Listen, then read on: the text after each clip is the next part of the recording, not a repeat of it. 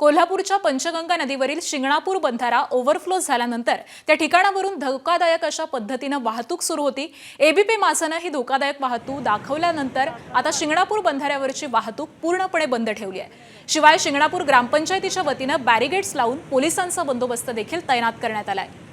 इथला आढावा घेतलाय आमचे प्रतिनिधी विजय केसरकर यांनी।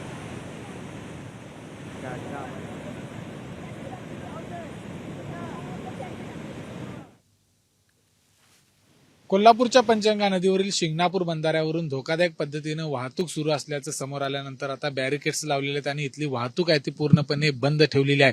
ग्रामपंचायत शिंगणापूर यांच्या वतीने बॅरिकेड्स लावलेत आणि पुढे जर बघितलं तर पोलिसांचा बंदोबस्त देखील लावलेला आहे, कारण या बंधाऱ्यावरून वाहतूक करताना कुठलीही दुर्घटना घडू नये याच्यासाठीचा हा प्रयत्न आहे। प्रशासन देखील वेळोवेळी आवाहन करते की धोकादायक मार्गावरून तुम्ही वाहतूक करणं।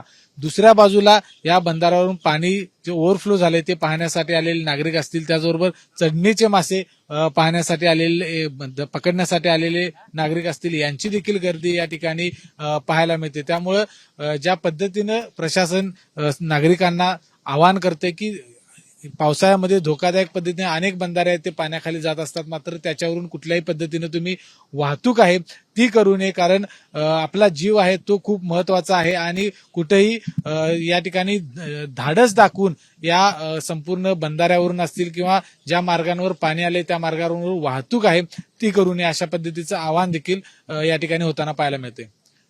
कॅमेरामॅन अविनाश पाटीलसह विजय केसरकर, एबीपी माझा, कोल्हापूर। एबीपी माझा, उघडा डोळे बघा नीट।